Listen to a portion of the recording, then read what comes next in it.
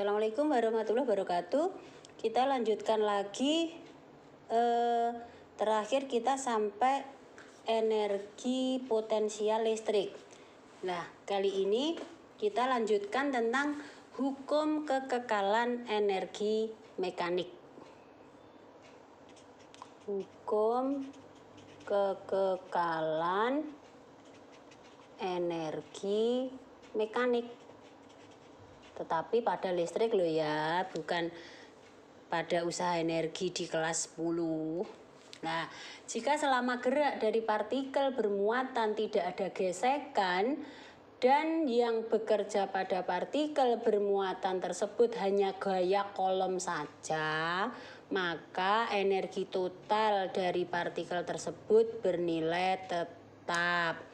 Kalau dulu kan hukum kekekalan energi mekanik di kelas 10 itu kan EM1 sama dengan EM2, di mana MGH plus setengah MV1 kuadrat sama dengan MGH2 plus setengah MV2 kuadrat. Itu kelas 10. Sekarang pada di sini kita bahas tentang energi mekanik yang ada hubungannya dengan listrik. Nah, energi mekanik itu kan rumusnya EM itu sama dengan EK ditambah EP tuh ya. Oke. Nah, EK itu apa? Setengah MV kuadrat. Lah EP-nya apa? EP-nya kita ambil dari energi potensial listrik tadi. EP apa tadi? Kemarin, ora tadi ya. Lanjutan dari video kok. EP itu sama dengan I dikali dengan V, muatan dikali dengan potensial listrik.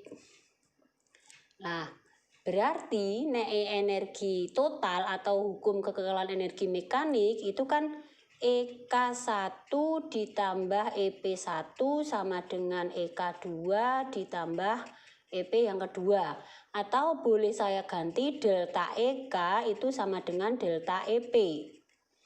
Nah, delta EK-nya itu kan setengah MV kuadrat min V kuadrat lagi. Nah, ini tak gawe tak kurung misalkan 1 2 sama dengan delta EP-nya apa? I dikali dengan delta V. Jadi untuk hukum kekekalan energi mekanik pada listrik ini satuannya apa? Satuan energi mekanik tetap joule. Nah, udah ya tentang energi potensial listrik sampai hukum kekekalan energi mekanik. Masih sedikit dari materi listrik statik yaitu tentang kapasitor. Kita selesaikan sekalian. Tentang kapasitor. Apa toh itu kapasitor? Kapasitor adalah suatu komponen elektronika yang berfungsi untuk menyimpan energi dalam waktu yang singkat, kemudian dibebaskan kembali dengan sangat cepat. Lah, kapasitor terdiri dari sepasang konduktor yang dipisahkan dengan isolator. Kemampuan kapasitor dalam menyimpan energi disebut dengan kapasitas yang diberi satuan farad. Nah, kapasitor itu diberikan simbol ini. Nah, ini simbolnya. Yang pertama akan kita bahas tentang kapasitor keping sejajar. Kalau tadi apa? Penerapan hukum Gauss pada keping sejajar, pada keping konduktor yang bermuatan. Nah, sekarang kapasitor keping sejajar. Nilai kapasitas suatu kapasitor itu sangat tergantung pada keadaan fisik dari kapasitor itu, yaitu luas keping, jarak antara dua keping, dan juga jenis penyekatnya. Jadi C0 sama dengan E0 dikali A per D tadi. Di mana E0 itu kan boleh ER kali E0 ya kemarin. C sama dengan ER E0 dikali A per D. C-nya adalah kapasitas kapasitor, A-nya adalah luas keping, dan D-nya adalah jarak antar keping. Atau boleh Saya tuliskan C sama dengan ER kali C0. Nah, jika suatu kapasitor dengan kapasitas C diberi beda potensial V, maka kapasitor tersebut akan menyimpan muatan yang besarnya Q itu sama dengan C dikali V, atau C sama dengan Q per V. Nah, energi listrik yang dapat tersimpan di dalam kapasitor adalah merupakan energi potensial listrik tadi. Berapa tadi? Nih, EP itu sama dengan setengah CV kuadrat atau setengah HIV atau lagi setengah Q kuadrat per C. Jadi rumus 1, 2, 3. Ini pada keping sejajar. Sekarang kapasitor pada bola. Yang kedua. Kapasitor bola. Nek umpama tak gambarke,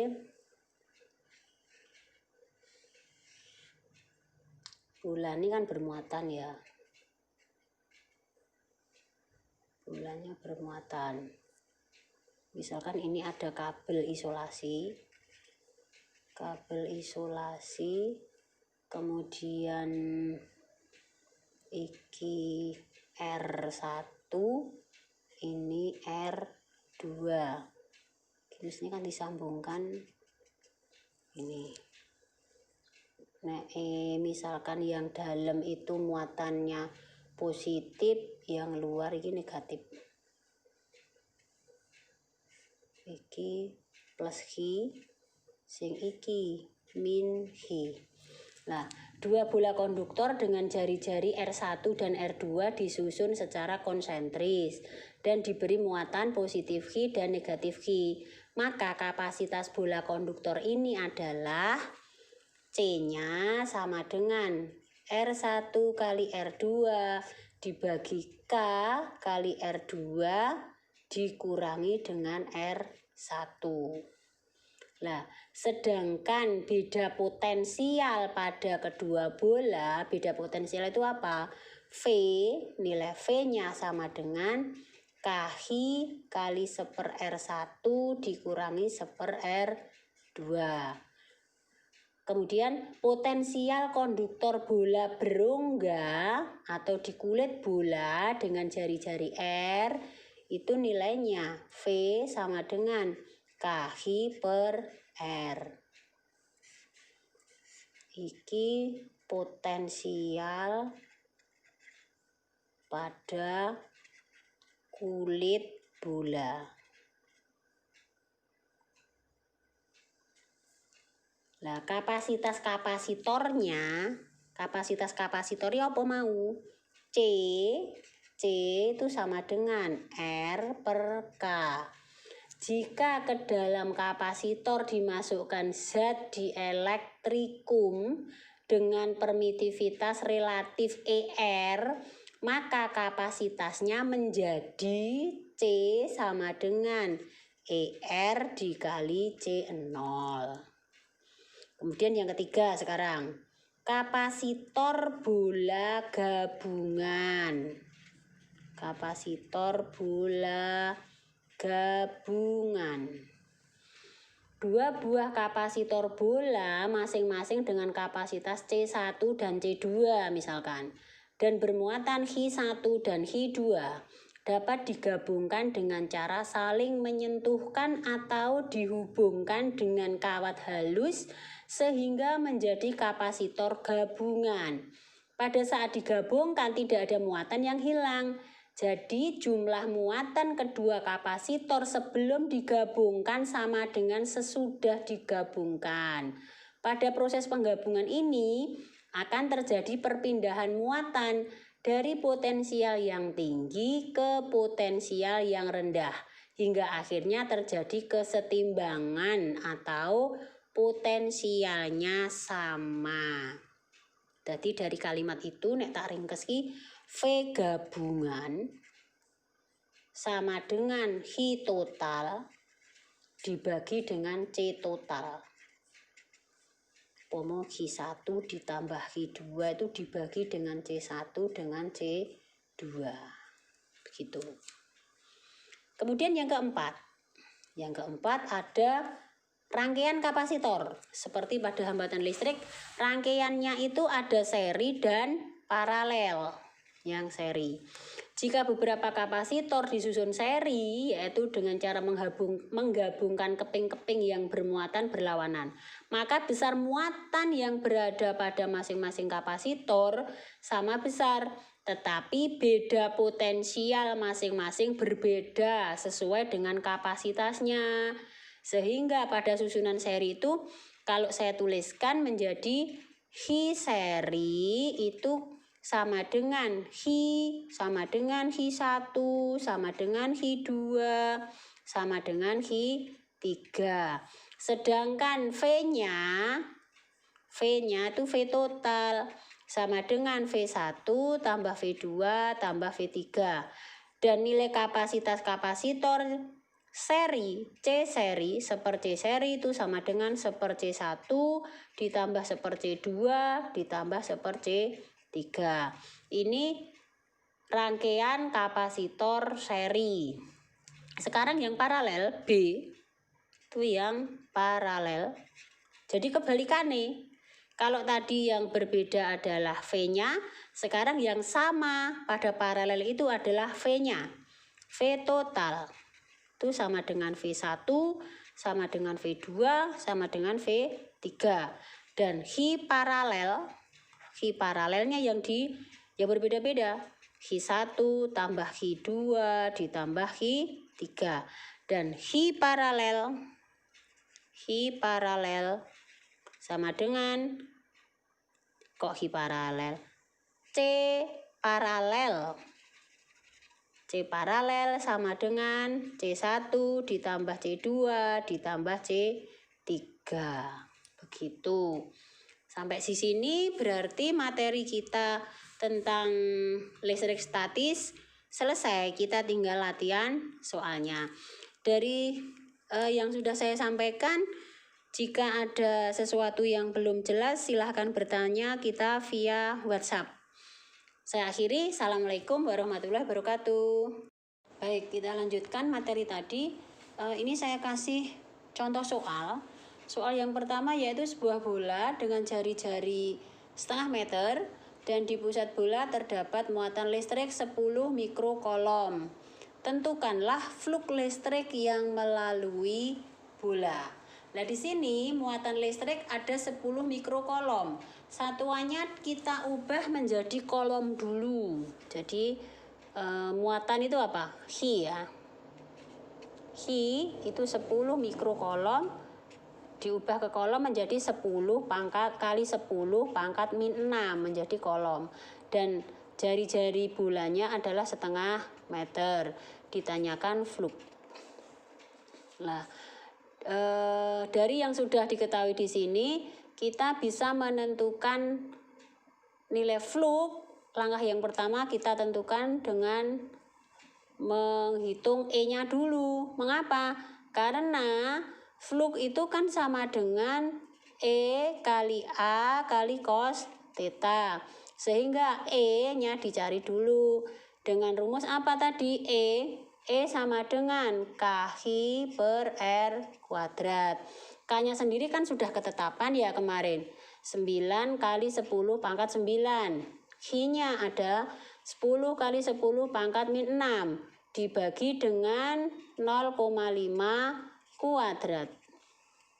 Nah, 90 kali 10 pangkat 3 dibagi 0,25. Setengah kali setengah. Ketemune piro iki? 0,25. 360 ya. Jadi 360 kali 10 pangkat 3 Newton per kolom. Ini E-nya ketemu iki. Nah, di sini maka dari rumus Hi kita sudah punya E. Sekarang yang belum punya apa? A ganti. Kita cari A. A itu apa? Luas dari bola tadi 4 pi/r². 4 kali pi kali r ini mau setengah dikuadratkan. Berarti tinggal pi saja. Pi meter persegi. Lah dari sini kita masukkan ke sana.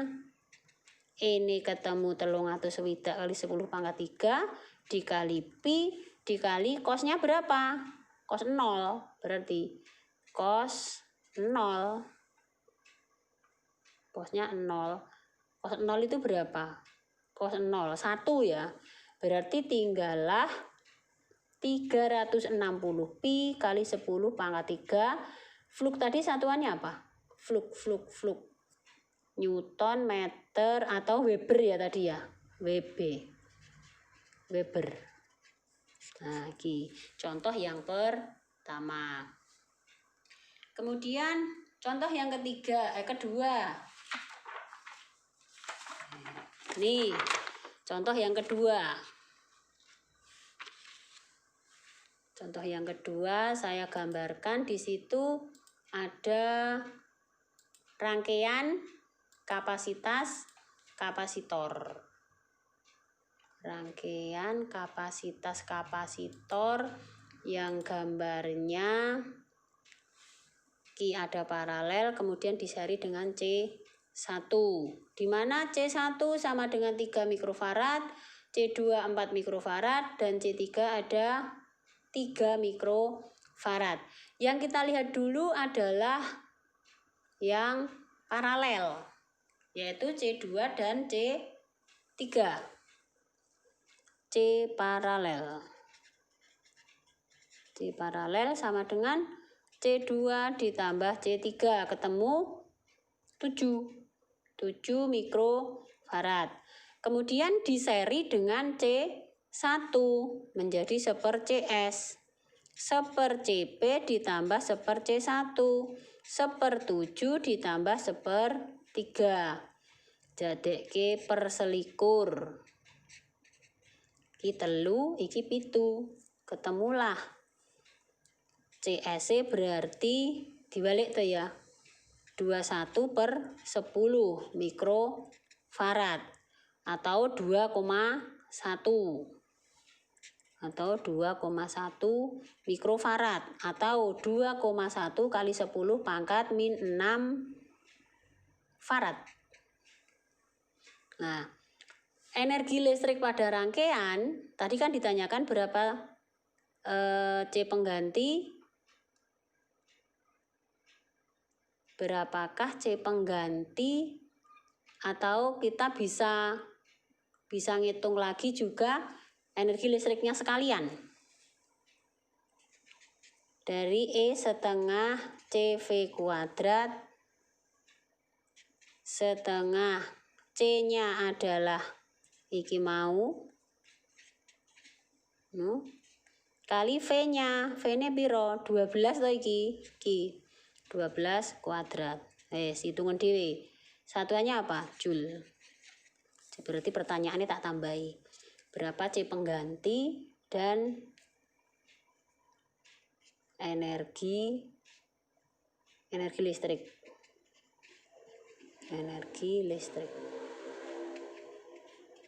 Dah, saya rasa 2 contoh soal sudah cukup. Nanti kita akan latihan soal. Kamu kerjakan, mana yang tidak bisa dikerjakan nanti kita bahas di grup. Saya akhiri. Assalamualaikum warahmatullahi wabarakatuh. Tetap semangat, sehat selalu ya.